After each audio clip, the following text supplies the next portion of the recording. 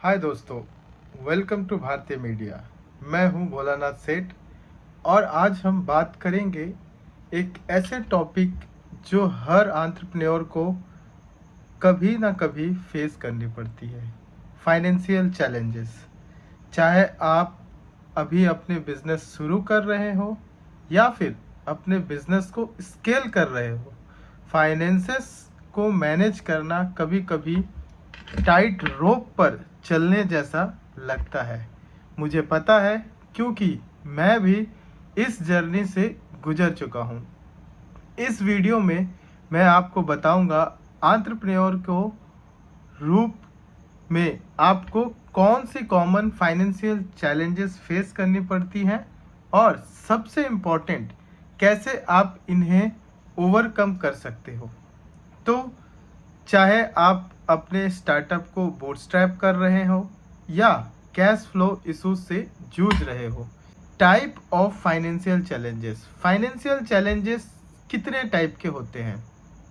सबसे पहला तो स्टार्टिंग कैपिटल का ही होता है। जब हम अपना बिजनेस को स्टार्ट करते हैं उस समय में अगर आप एक मैन्युफैक्चरिंग इंडस्ट्री से हैं या फिर आप एक सर्विसेज इंडस्ट्री से हैं, अगर मैन्युफैक्चरिंग इंडस्ट्री से है तो आपको प्लांट एंड मशीनरी वगैरह सेटअप करने के लिए आपको इनिशियल कैपिटल की रिक्वायरमेंट होती है।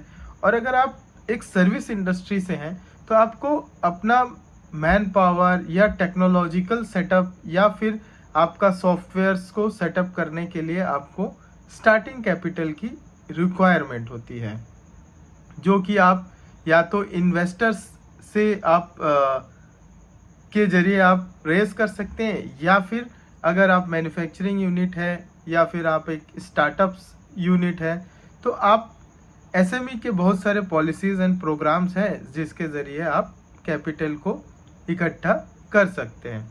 फिर आती है बात कैश फ्लो मैनेजमेंट की। कभी कभी क्लाइंट्स या कस्टमर टाइम पर पेमेंट नहीं करते हैं और कभी अपने खुद के एक्सपेंसेस एक साथ आ जाते हैं। यही इनकंसिस्टेंसी हर एंटरप्रेन्योर फेस करता है और ये काफ़ी स्ट्रेस क्रिएट करता है। इवन आपके बिजनेस को स्केल करने में भी ये बहुत बड़ा चैलेंज की तरह सामने आता है। जब हम शुरुआत करते हैं बिजनेस की तो आपको कैश फ्लो मैनेज करने के लिए आपको ऐसे क्लाइंट्स के साथ में काम करने से बेटर होगा जिन क्लाइंट से आपका जो आपका जो स्टक होने के चांसेस हैं वो कम होते हों। ऐसे अगर आप वेंडर्स के साथ, ऐसे आप अगर अपने कंपनीज के साथ काम करते हैं तो आपको जो है कैश फ्लो मैनेज करने में सुविधा होती है। जब हम स्केल करते हैं या एक्सपैंड करते हैं उस समय भी हमें फाइनेंशियल चैलेंजेस आती है। स्केल करने के लिए जब हम करते हैं किसी बिजनेस को तो स्केल करते समय हमारा कुछ कैश जो है बर्न भी होता है, उसको बोलते हैं अपॉर्चुनिटी कॉस्ट। दैट मीन्स आप एक पॉइंट पे सपोज करो आप 1 करोड़ या 2 करोड़ के टर्नओवर पे हैं और 1 करोड़ 2 करोड़ के टर्नओवर से आप स्केल करके 10 से 20 करोड़ में जाना चाहते हैं। तो जब आप इस 1 से 2 करोड़ के टर्नओवर से आप स्केल करके जब 10 से 20 करोड़ में जाएंगे तो आपको एक जो है एक्सपैंड करने के लिए, आपको एक कैपिटल बर्न करने के लिए या फिर आपके पास फंड्स जो होता है वो आपके पास होना चाहिए जिसको आप यूज़ करके उस अपॉर्चुनिटी को पा सकते हैं। तो ऐसे कॉस्ट को भी मैनेज करना एक एंटरप्रेन्योर के लिए बहुत ही चैलेंजिंग होता है। डेप्थ मैनेजमेंट ये होता है जैसे कि हम कभी किसी बैंक से पर्सनल लोन लेते हैं या अनसिक्योर्ड बिजनेस लोन लेते हैं या फिर हम क्रेडिट कार्ड्स का इस्तेमाल कर लेते हैं अपने बिजनेस के लिए।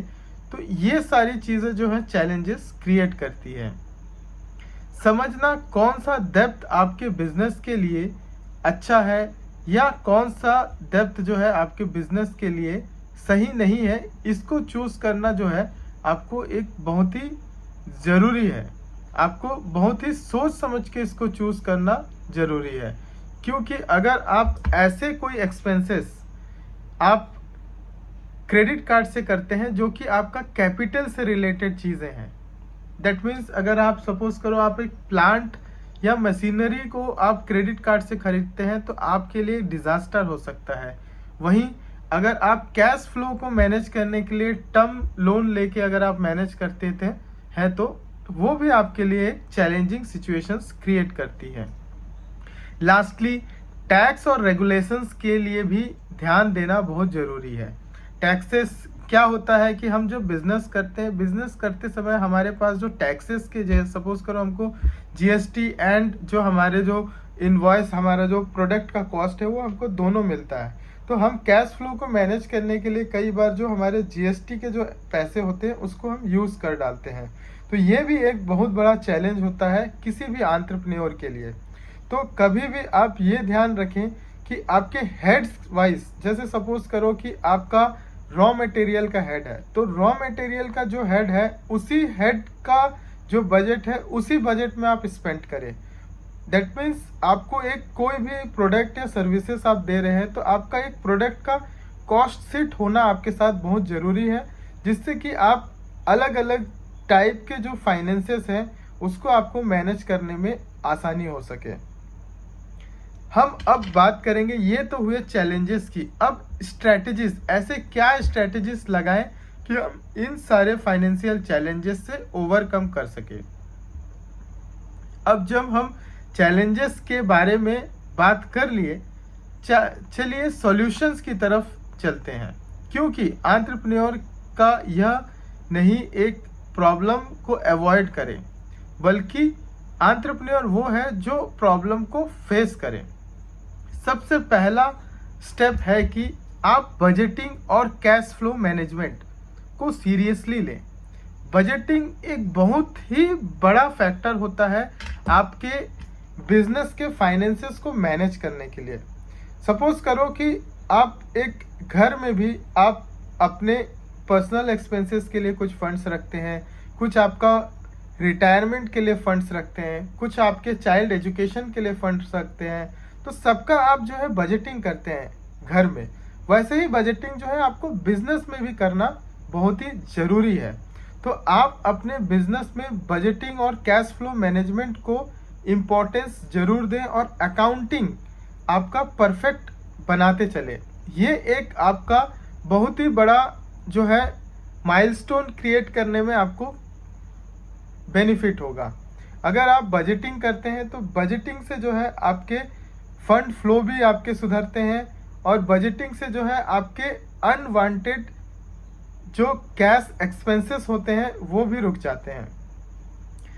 सेकंड जो स्ट्रेटजी आप यूज़ कर सकते हैं वो है अपने इनकम स्ट्रीम को डाइवर्सिफाई कर सकते हैं। जैसे हम अपने पर्सनल लाइफ में हम अपने अदर सोर्सेस को डाइवर्सिफाई करते हैं, इनकम के सोर्सेस को डाइवर्सिफाई करते हैं, वैसे ही बिजनेस में भी आपको जो बिजनेस के इनकम है उसको डाइवर्सिफाई करने की ज़रूरत है। सपोज करो आप कोई सर्विसेज बिजनेस में है, आप कोई ऐसे बिजनेस में है जिसमें आप जो है एक पर्टिकुलर प्रोडक्ट में आप जो है फोकस करते हैं, उसके साथ जो है आप क्रॉस सेलिंग के भी प्रोडक्ट को आप अपने साथ में इंक्लूड कर सकते हैं, जिससे कि आपका जो है इनकम के स्ट्रीम्स जो है वो डाइवर्सिफाई होंगे और आप अपने इनकम स्ट्रीम को मैनेज कर पाएंगे। ये चीज़ को मैं जो है आपको एक एग्जांपल से समझाता हूँ। सपोज करिए कि मैं एक बैंकिंग फील्ड का पर्सनालिटी हूँ या प्रोफेशन में हूँ, तो मैं बैंकिंग के प्रोफेशन में हूँ, तो बैंकिंग का मैं जो है थर्ड पार्टी प्रोडक्ट सेल करता हूँ। वहीं सिमिलरली जो है मैं बैंकिंग से रिलेटेड ही स्किल ट्रेनिंग का भी काम करता हूँ। तो ये क्या हुआ कि मेरा स्ट्रीम तो मेरा इनकम का सोर्सेस दो हो गए, लेकिन मेरा जो बिजनेस जो लाइन ऑफ बिजनेस है वो सेम है।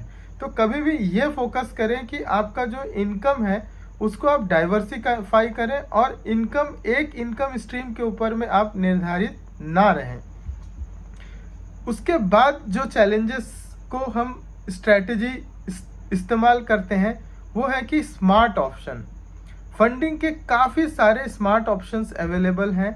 आप अपने जो बिजनेस है उसको बूट स्ट्रैपिंग से भी अपना बिजनेस को कंट्रोल कर सकते हैं, लेकिन ये स्लो प्रोसेस होता है। लोन या वेंचर कैपिटल से जब आप फाइनेंस को जुटाते हैं तो आपको थोड़ा केयरफुली खर्च करना पड़ता है और आपका जो फंड्स हैं उस पर जो है आपके जो और शेयर होल्डर्स होते हैं या स्टेक होल्डर्स होते हैं, वो अपने आपके बिजनेस को अपने हिसाब से मॉडिफाई करने की कोशिश करते हैं। वहीं बूटस्ट्रैप्ड अगर आप रहते हैं तो आप जो है बहुत ही लीन वे में अपने बिजनेस को मैनेज करते हैं, और अपने बिजनेस का समझ जो है ना, एक एंटरप्रेन्योर से बेटर किसी को नहीं होता है।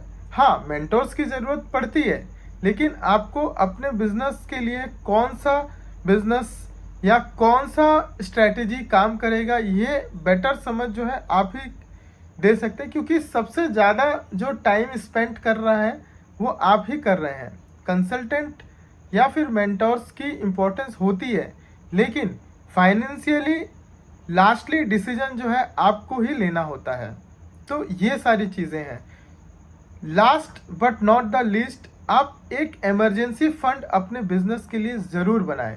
सपोज करिए कि आपके एचआर या मैन पावर मैनेजमेंट के लिए आपके एक सॉर्ट ऑफ एक्सपेंसेस लगते हैं, तो उस सॉर्ट ऑफ एक्सपेंसेस के लिए जो है आपको अपने बिजनेस में इमरजेंसी फंड रखना बहुत ही ज़रूरी होता है।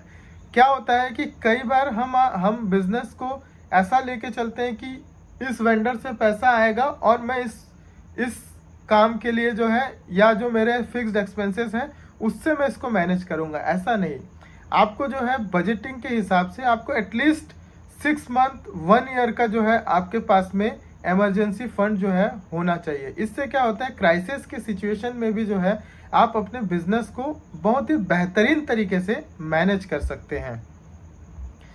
प्रोफेशनल एडवाइस लेने से ना कतराएं। अकाउंटेंट्स हो या फिर फाइनेंशियल एडवाइज़र हो या फिर कंसल्टेंट हो या फिर इंडस्ट्री एक्सपर्ट हो या फिर मेंटोर्स हो, उनसे आप प्रोफेशनल हेल्प लेने से बिल्कुल भी ना कतराएं। फाइनेंशियल मैनेजमेंट जो है सब कोई नहीं कर सकते हैं। अगर आप कोई टेक के बंदे हैं, अगर या फिर आप कोई इंजीनियरिंग फील्ड के बंदे हैं, तो फाइनेंस के बेटर मैनेजमेंट के लिए आप किसी फाइनेंस प्रोफेशनल को से सलाह ले सकते हैं, एडवाइस ले सकते हैं, और उसके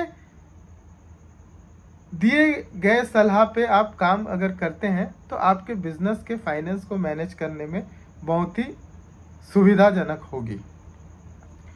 फोर्थ, हम लॉन्ग टर्म फाइनेंशियल प्लानिंग के ऊपर में हम भरोसा नहीं करते हैं।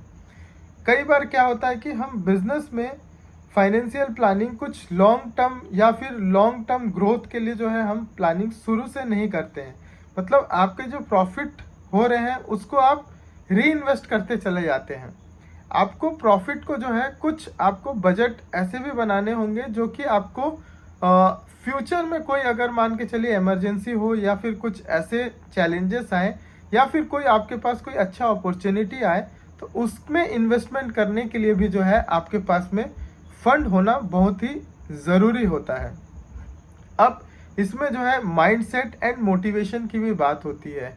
फाइनेंशियल प्रेशर जो है आपके मेंटल हेल्थ के लिए भी बहुत ही हानिकारक होता है, इसीलिए माइंडसेट काफ़ी इम्पोर्टेंट है। पहले तो यह एक्सेप्ट करें, फाइनेंशियल स्ट्रगल्स जर्नी का एक हिस्सा है।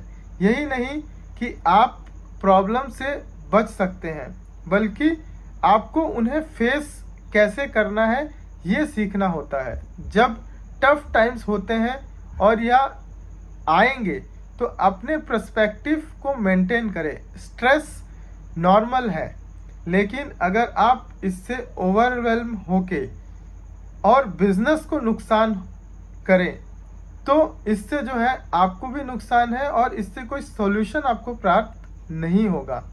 और अपने जो फेलियर है, सपोज करिए कि आपने कोई फाइनेंशियल डिजास्टर या फिर फाइनेंशियल फेलियर वाला डिसीजन ले चुके हैं, तो सेम फाइनेंशियल फेलियर वाले चीज़ों को आप कोशिश करें कि अवॉइड कर सकें।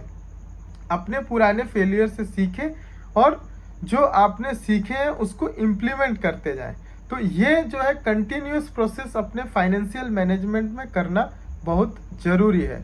और अगर हम पूरे ओवरऑल कंक्लूजन की बात करें तो दोस्तों, फाइनेंशियल चैलेंजेस को नेविगेट करना इजी है लेकिन इम्पॉसिबल भी नहीं है। याद रखें, बजट वाइजली करें, आपने इनकम डाइवर्सिफाई करें, स्मार्ट फंडिंग चूज करें और हमेशा एक इमरजेंसी फंड रेडी रखें और अपने बिजनेस और पर्सनल फाइनेंस को सेपरेट ज़रूर रखें। अगर आपको ये टिप्स हेल्पफुल लगी तो कमेंट में अपने खुद के एक्सपीरियंस या चैलेंजेस शेयर करें। I'd love to hear from you. और अगर आप नए हैं तो सब्सक्राइब करें ना भूलें, और more deep videos in entrepreneurship, finance and motivation के लिए आप मुझे फॉलो कर सकते हैं। अभी तक देखने के लिए धन्यवाद। आपका दिन शुभ हो।